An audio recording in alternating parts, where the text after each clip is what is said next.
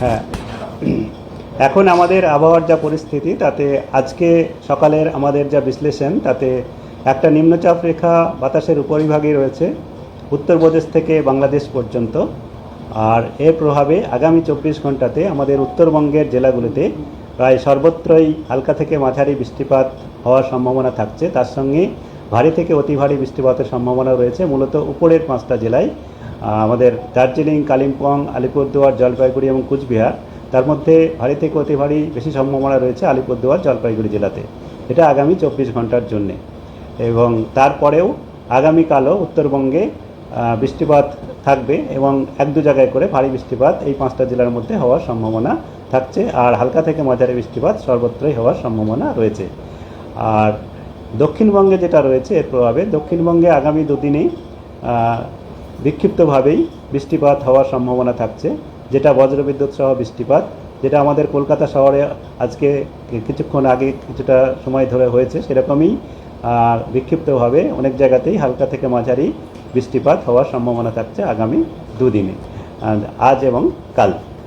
আর এখন আমি আপনার কলকাতার জন্য যেটা আগামী দুদিনে আছে, কলকাতা মূলত সাধারণত মেঘলা আকাশ থাকবে, তবে দিনের কিছু সময় আংশিক মেঘলা আকাশ হওয়ার সম্ভাবনা, যার জন্য রৌদ্রোজ্জ্বল আবহাওয়া থাকবে। আর পরে যখন দুপুরের পরে কিছুটা সাধারণত মেঘলা আকাশ এবং বজ্রবিদ্যুৎ সহ বৃষ্টিপাতের সম্ভাবনাও থাকছে আগামী দুদিনের মধ্যে চান্সেস আছে।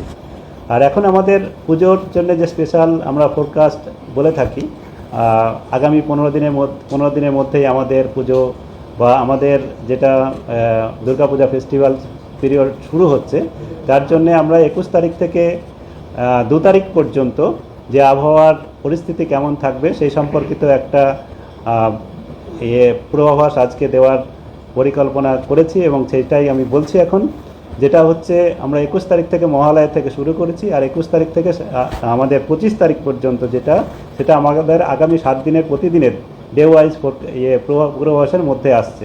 এটা আমি ডে ওয়াইজ আমরা দেব।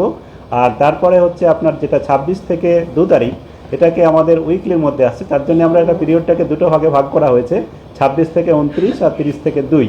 এই দুটো ভাগের মধ্যে কেমন থাকবে সেটা আমি বলবো।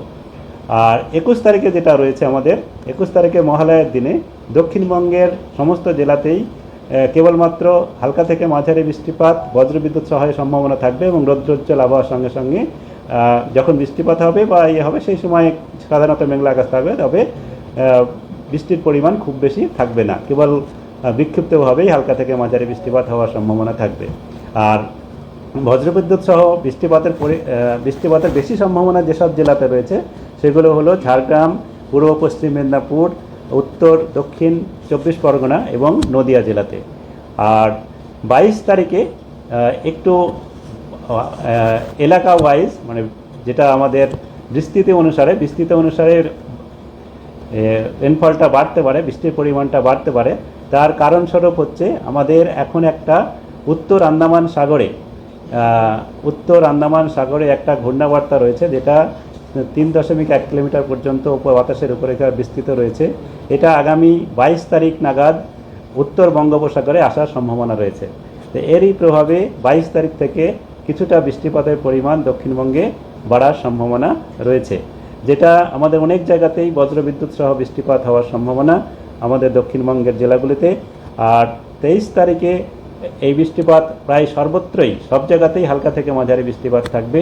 তার সঙ্গে সঙ্গে ভারী বৃষ্টিপাতও দুটো জায়গায় হতে পারে, মূলত আমাদের উপকূল অঞ্চলের জেলা দক্ষিণ 24 পরগনা এবং পূর্ব পশ্চিম মেদিনীপুর জেলাতে। এই 23 তারিখে এটা হচ্ছে। এইবার হচ্ছে আমাদের 24 তারিখে যেটা রয়েছে, 24 তারিখে আবার বৃষ্টিপাত কিছুটা সামান্য কমতে পারে, যেখানে বৃষ্টিপাত থাকবে, যে ভারী বৃষ্টিপাতের সতর্কতা নেই, কিন্তু হালকা থেকে মাঝারি বৃষ্টিপাত সর্বত্রই হওয়ার সম্ভাবনা থাকবে দক্ষিণবঙ্গে। 25 তারিখে আমাদের বৃষ্টিপাত যেটা থাকবে সেটা হচ্ছে বিক্ষিপ্তভাবে বা অনেক জায়গাতেই হালকা থেকে মাঝারি বৃষ্টিপাত দক্ষিণবঙ্গে থাকার সম্ভাবনা থাকছে।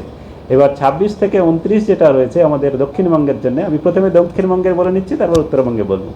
দক্ষিণবঙ্গের 26 থেকে 29 যে পিরিয়ডে বলা হচ্ছে, এই সময়ে আমাদের একটা বিশ্লেষণে যেটা উঠে আসছে তাতে 25 থেকে এই পিরিয়ডের 25-26-এর মধ্যে অ্যারাউন্ড 25-এর মধ্যে একটা নিম্নচাপ আমাদের উত্তর পূর্ব বা মধ্য পূর্ব বঙ্গোপসাগরে আসার সম্ভাবনা রয়েছে নতুন একটা নিম্নচাপ, এবং এর প্রভাবে যেটা আপনারা হয়তো আমাদের গতকালকের যেটা আউটলুক দেওয়া হয় যে পরবর্তীতে কেমন হতে পারে একটা আউটলুক দেওয়া হয়, তাতে বলা হয়েছে এটা আমাদের গভীর নিম্নচাপে পরিণত হতে পারে পরের দিকে, যেটা হচ্ছে 26-27 পরের দিকে। এটাই যে 26 থেকে 29 এই পিরিয়ডের মধ্যে এর প্রভাবটা থাকবে। তো এই পিরিয়ডের মধ্যে আমাদের বৃষ্টিপাত কয়েকদিন প্রায় সর্বত্রই হালকা থেকে মাঝারি বৃষ্টিপাত, এবং দু একদিন অনেক জায়গাতেই হালকা থেকে মাঝারি বৃষ্টিপাত থাকবে, এবং তার সঙ্গে সঙ্গে উপকূল অঞ্চলের জেলাগুলিতে ভারী বৃষ্টিপাত হওয়ার সম্ভাবনাও থাকছে এই পিরিয়ডের মধ্যে দু একদিন।